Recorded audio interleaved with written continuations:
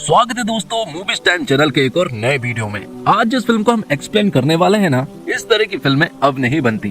Content जरूरत से ज्यादा आगे बढ़ गया है, ऐसी फिल्मों को हम भूल गए हैं। लेकिन ये भी सही है कि मोबाइल और सोशल मीडिया के दौर में हम अपनी फैमिली से भी दूर हो गए हैं। ये फिल्म भले ही थोड़ा ओल्ड स्कूल लगे, भले इसमें थोड़ा मेलोड्रामा है, लेकिन एक बहुत जरूरी काम करती है। आपको अपने परिवार के करीब ले आती है और आपको आपके परिवार की अहमियत दिखाती है। तो फिल्म का नाम है बनवास। वीडियो स्टार्ट करते हैं, लेकिन उससे पहले चैनल को सब्सक्राइब करके नोटिफिकेशन बेल को ऑल पर कर दीजिए, ताकि मूवीज और वेब सीरीज का लेटेस्ट एक्सप्लेनेशन सबसे पहले आप तक पहुंच सके। तो फिल्म की शुरुआत होती है हिमाचल प्रदेश के शिमला के पालनपुर से, जहां पर कि हम बिमला सदन को देख पाते हैं, जिस घर के ऑनर है दीपक त्यागी। दीपक के 3 बेटे भी हैं और वो अपनी पत्नी बिमला से बहुत ज्यादा प्यार करते हैं, इसलिए तो उन्होंने अपना घर का नाम अपनी पत्नी के नाम पर रखा है। वो अपनी फैमिली से बहुत ज्यादा प्यार करते हैं। और फिर कुछ ही सालों के बाद कहानी जो है वो प्रेजेंट में आ जाती है, जहाँ पर कि हम देखते हैं कि अब दीपक त्यागी का अपनी नौकरी से रिटायरमेंट हो चुका है।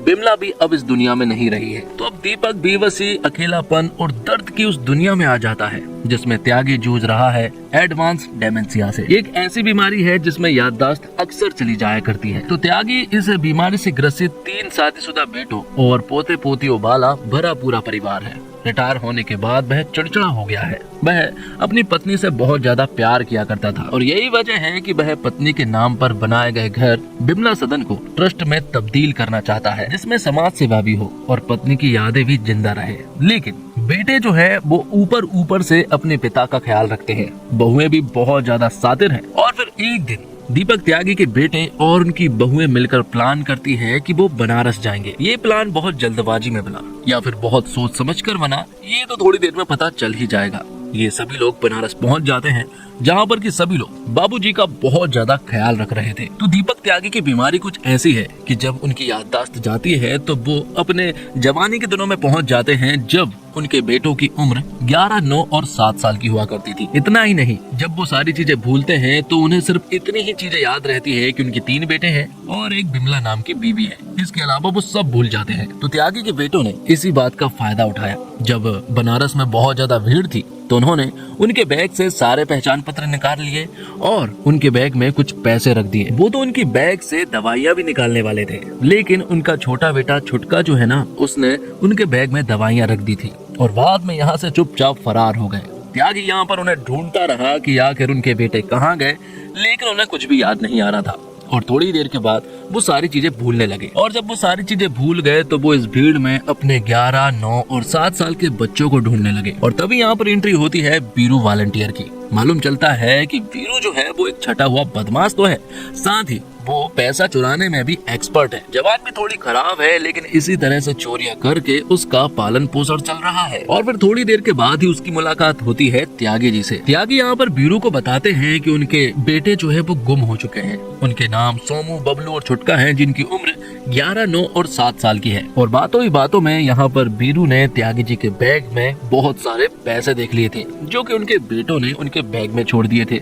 इस चीज का फायदा उठाकर यहाँ वीरू ने उनके बैग से वो सारे पैसे निकाल लिए। जिसके बाद त्यागी जी पहुँचते हैं पुलिस स्टेशन अपने बच्चों को ढूंढते हुए, लेकिन उन्हें तो कुछ भी याद ही नहीं है। पुलिस वाले यहाँ पर त्यागी जी से उनके घर का पता, नाम वगैरह सारी चीजें पूछने की कोशिश करते हैं, तब भी कुछ नहीं मालूम चलता है। साथ ही एक बात और मालूम चलती है कि आधार कार्ड का बायोमेट्रिक अपडेट नहीं होने के कारण उनके बारे में पता नहीं चल पा रहा है। और साथ ही एक बात और मालूम चलती है कि त्यागी जी को हिस्ट्री और पॉलिटिक्स का अच्छा खासा नॉलेज है, जिस वजह से वो पुलिस को पुलिस का ही मतलब बता रहे थे। और फिर थोड़ी देर के बाद ही पुलिस स्टेशन में वीरू वॉलंटियर आ जाता है, जो कि छोटू के साथ अपने एक दोस्त को छुड़वाने के लिए आया था। वो पुलिस वालों को कुछ पैसा देता है, लेकिन पुलिस वाले यहाँ पर उसके दोस्त को छुड़वाने के लिए पैसे नहीं बल्कि कहते हैं कि मुझे इस बुड्ढे से छुटकारा चाहिए। ये बुड्ढा जहाँ जाना चाहता है, इसे अगर तूने वहाँ पर छोड़ दिया तो मैं तेरे दोस्त को अब भी छोड़ दूंगा।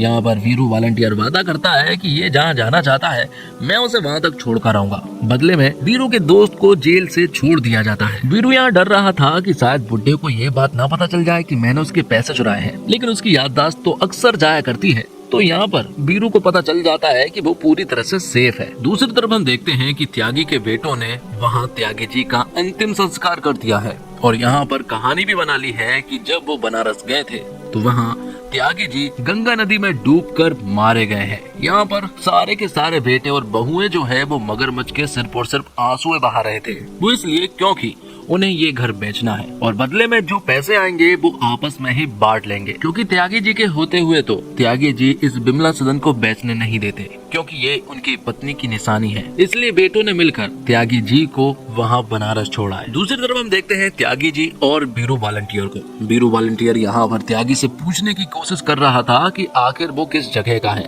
ताकि वो उसे उस जगह पर छोड़कर आ जाए। लेकिन त्यागी जी तो अपने बच्चों को ढूंढने में बिजी थे। तब बीरू यहाँ थोड़ा गुस्सा हो जाता है और त्यागी जी को वो बताने की कोशिश कर रहा था कि तुम्हारे बच्चों ने ही तुम्हें यहाँ पर छोड़कर गए हैं। जिस बच्चों को तुम ढूंढने की कोशिश कर रहे हो उन्होंने तुम्हें यहाँ पर अनाथ कर चले गए हैं और बनवास दे गए हैं। ये सुनने के बाद त्यागी जी यहाँ बीरू को एक थप्पड़ मार देते हैं। तब त्यागी कहता है कि उसके बेटे ऐसा नहीं कर सकते, और ऐसा बोल भी कौन रहा है जिसका कोई परिवार नहीं है। लेकिन बीरू कहता है कि तेरे जैसी फैमिली होने से अच्छा है कि फैमिली ही ना हो। अच्छा हुआ कि मेरी फैमिली नहीं है। तो बीरू का दिमाग पूरी तरह से खराब हो चुका था, इसलिए वो यहाँ पर बहुत सारी शराब पी लेता है और वापस से आके त्यागी जी के पास ही आकर बैठ जाता है। वो उनसे बात करने लगता है, उन्हें भी शराब पिलाने लगता है और बाद में वो उन्हें अपनी प्रेमिका की कहानी बताने लगता है जिसका नाम वीना है। बीरू वीना से बहुत ज्यादा प्यार करता है, दोनों एक दूसरे से बहुत प्यार करते हैं। वीना भी अनाथ है, वो अपनी मौसी के साथ रहती है। वीना एक नाचने वाली होती है और वो जगह उसकी मौसी की ही होती है।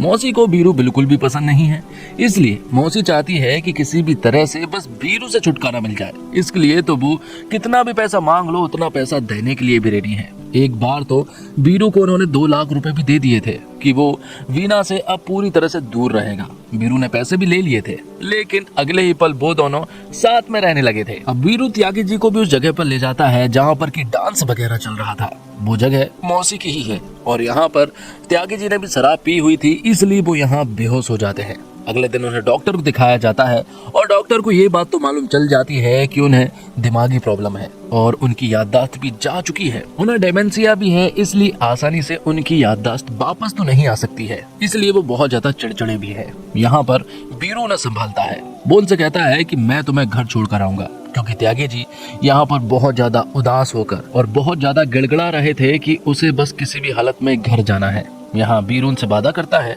कि वो उन्हें जल्द से जल्द घर छोड़कर आएगा।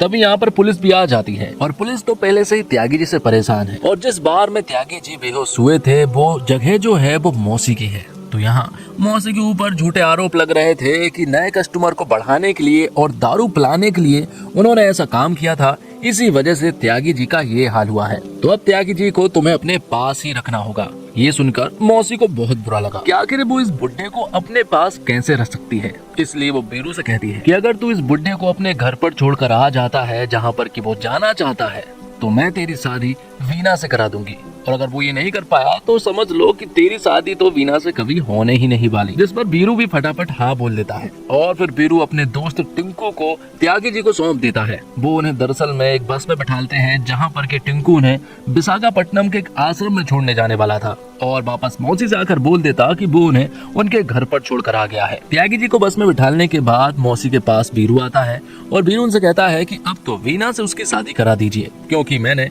उस बुढ़े को उसके घर पर छोड़कर आ गया हूँ। तभी यहाँ पर वीना आती है और वीना यहाँ बीरू से कहती है कि जितना बुरा तो त्यागी जी के बच्चों ने उनके साथ नहीं किया होगा, इतना बुरा तूने उनके साथ कर दिया है, क्योंकि टिंकू ने उन्हें किडनी रैकेट के पास छोड़ आया है और अब वो उनके शरीर से उनके अंग निकाल देंगे और किडनी समेत सारे ऑर्गन्स भी निकाल लेंगे। ये सुनने के बाद बीरू को बहुत ज्यादा बुरा लगता है। वो तुरंत ही उस जगह पर पहुंचता है जहां पर कि बहुत सारे लोग यही काम करते हैं। वो यहाँ पर फाइट करता है और बहुत सारे लोगों को बचा भी लेता है। यहीं पर त्यागी जी भी मौजूद थे। कुछ देर बाद यहाँ पर पुलिस भी आ जाती है और मालूम चलता है कि बीरू ने बहुत सारे लोगों की जान बचाई है और 3 लोगों के सब में मिले हैं जिनके किडनी और सारे ऑर्गन्स निकाल लिए गए हैं। ये देखते हुए पुलिस यहाँ बीरू को 50,000 रुपए देती है और 1.5 लाख रुपए और भी देने वाले थे। बीरू को ये देखकर काफी अच्छा लगा, लेकिन वो तुरंत ही त्यागी जी के पास जाता है और अब वो उनसे वादा करता है कि चाहे कुछ भी हो जाए मैं तुम्हें तुम्हारे घर तक छोड़कर आऊंगा। और बीरू को जो 50,000 रुपए मिले थे वो 50,000 भी त्यागी जी को ही दे देता है। और अब बीरू और उसके दोस्तों का सिर्फ एक ही काम है कि किसी तरह से वो त्यागी जी के बारे में पता करे, उसकी फैमिली के बारे में पता करे, वो कहाँ पर रहते हैं ये पता करे, क्योंकि याददाश्त जाने के बाद त्यागी जी का जो माइंड है वो पूरी तरह से बच्चों जैसा हो चुका है। दूसरी तरफ हम देखते हैं कि त्यागी जी के बेटे के घर पर एक आदमी आता है और वो आदमी त्यागी जी के बेटों को बताता है कि त्यागी जी की 40 करोड़ की जमीन भी है। दरअसल में वो जमीन पहले नाना के नाम पर थी, लेकिन अब वो त्यागी जी के नाम पर है और अब वो 40 करोड़ भी आपको ही मिलने वाली है। अगर वो त्यागी जी का मृत्यु प्रमाण पत्र हमारे पास जमा कर दे तो ये 40 करोड़ भी आपको मिल जाएंगे। लेकिन बेटे चाह रहे हैं कि अब त्यागी जी मतलब कि बाबूजी को भी घर आ जाना चाहिए, क्योंकि इतना सारा पैसा जो मिलने वाला है तो फिर बाबूजी वहाँ पर आखिर क्यों रहेंगे। लेकिन थोड़ी ही देर के बाद वो बदल जाते हैं। उनका मानना ये है कि अगर बाबूजी को हमने यहाँ पर लेकर आए तो लोग तरह तरह की बातें बनाएंगे कि हम लोगों ने बाबूजी को वहां पर अकेला छोड़कर आ गए और यहाँ पर आकर कहानियां बना दी। इससे अच्छा तो ये है कि हम एक डेथ सर्टिफिकेट बनवा लें और उसे जमा कर दें, क्योंकि बाबूजी तो यहाँ पर आने से रहे। दूसरी तरफ हम देखते हैं कि बीरू को त्यागी जी के बैग से एक डायरी मिलती है। उसमें कुछ कविताएं लिखी हुई थी और वो कविताएं बिमला जी को समर्पित थी, जो कि उनकी बीवी थी। जब बीरू 2 लाइनें पढ़ता है तो आगे की सारी लाइन जो है वो त्यागी जी बोलने लगते हैं और फिर यहाँ पर त्यागी जी को सारी कविता याद आ जाती है। वो सारी कविताएं दोहराने लगते हैं। त्यागी जी बता रहे थे कि वो किस तरह से बिमला जी के साथ वहाँ घूमते थे, वनीला आइसक्रीम खाया करते थे और उन्होंने मनाली में बहुत एंजॉय किया।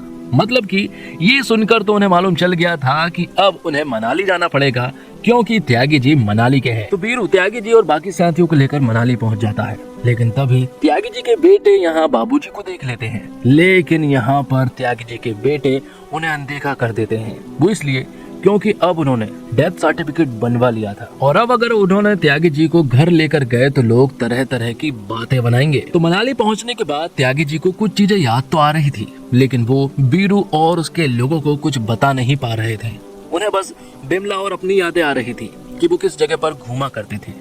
बीरू ने काफी कोशिश की कि वो यहाँ पर त्यागी जी के बारे में पता करे। जगह जगह पर उन्होंने बिमला सदन के बारे में पूछा, लेकिन उन्हें कहीं से भी कुछ नहीं पता चला। और एक तो सबसे बड़ी प्रॉब्लम ये है कि त्यागी जी नई मेमोरीज नहीं बना पा रहे थे, जिस वजह से वो पल पल पर सारी चीजें भूलते जा रहे थे। यहाँ तक कि वो तो बीरू और वीना को भी भूल चुके थे। और यहाँ त्यागी जी बीरू को धक्का दे देते हैं, जिस वजह से उसकी जान जाते जाते बचती है। उसे गुस्सा आ जाता है, इसलिए वो यहाँ से जाने लगता है। तो त्यागी जी भी यहाँ से जाने लगते हैं, लेकिन तभी यहाँ पर लैंडस्लाइड होने लगता है और उस लैंडस्लाइड के चपेट में त्यागी जी और छोटू आ जाता है। छोटू जो है वो पहाड़ों के नीचे दब जाता है, लेकिन त्यागी जी पूरी तरह से सुरक्षित थे।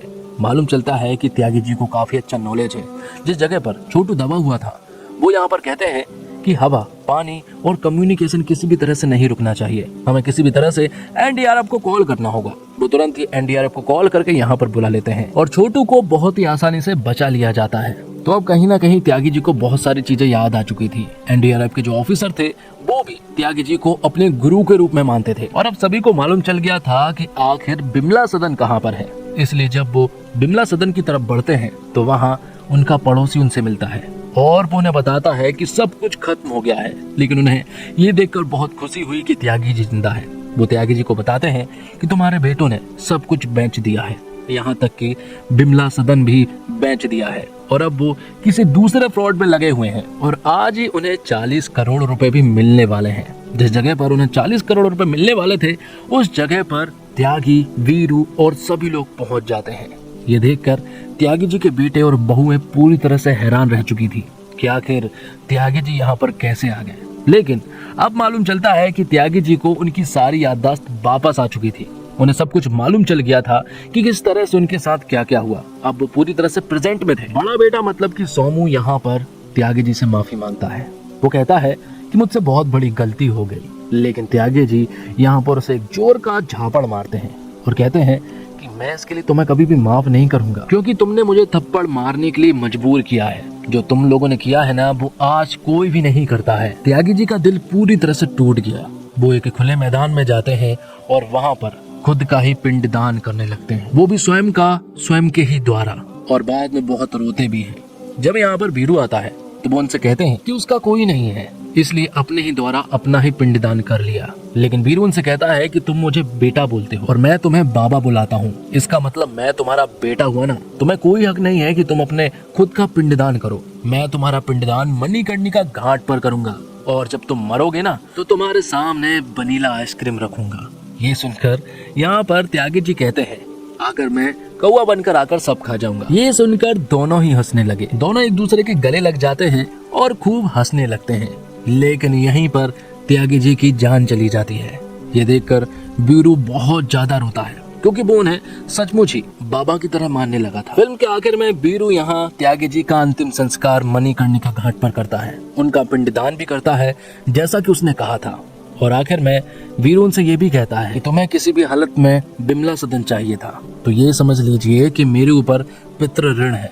मैं तुम्हें किसी भी हालत में बिमला सदन दिला कर रहूंगा, उसे खरीद कर रहूंगा। तो दोस्तों, लालची और खुदगर्ज बच्चों द्वारा माता पिता को त्याग दिए जाने की घटनाएं हम आए दिन पढ़ते हैं, और इस तरह की माता पिता पर हमने स्वर्ग और बागवान जैसी कई फिल्में भी देखी है। तो निर्देशक अनिल शर्मा आजमाए गए इमोशनल नुस्खे के साथ एक सेफ कहानी लेकर आते हैं, मगर इस कहानी की रफ्तार सुस्त है। कई जगह पर फिल्म खींची हुई मालूम होती है। हालांकि निर्देशक ने हास्य दृश्यों को जोड़कर उस मेलोड्रामा को मनोरंजक बनाने का भरपूर प्रयास किया है। ये फिल्म आपको रिश्तों की अहमियत बताती है। थोड़ी लंबी है, थोड़ा ड्रामा ज्यादा दिखाया है, लेकिन फिर भी ये आपको काफी कुछ महसूस कर जाती है। नाना पाटेकर स्क्रीन पर जादू कर देते हैं और आप उस जादू में खोकर इस फिल्म की कमियों को नजरअंदाज कर देते हैं।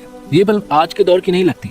ऐसा लगता है 20 साल पहले आती, लेकिन शायद आज के दौर में ऐसी फिल्म भी बहुत जरूरी। थोड़ी छोटी होती तो और असरदार होती, लेकिन असर ये तब भी छोड़ती है, और ये असर होना भी चाहिए। नाना पाटेकर कमाल करते हैं। वो दीपक त्यागी के इस किरदार को जी गए हैं। उनकी आंखें, उनकी आवाज आपको बहुत कुछ महसूस कर जाती है। वो इस फिल्म को देखने की सबसे बड़ी वजह है। इस फिल्म की तमाम खामियों को वो अपनी अदाकारियों से ढक लेते हैं। उत्कर्ष का काम बहुत अच्छा है। कई जगह वो थोड़े लाउड होते हैं, लेकिन शायद किरदार ऐसा ही लिखा गया है। उनमें अच्छा करने की काफी संभावनाएं हैं। राजपाल यादव ऐसे किरदार काफी कर चुके हैं। उनके करने के लिए कुछ नया नहीं था, और फिल्म अपने दिल छू लेने वाली कहानी के लिए खास है, जिसे अनिल शर्मा ने लिखा है। उन्होंने कहानी में ह्यूमर, टकराव और माफी को बहुत ही खूबसूरत से पिरोया है।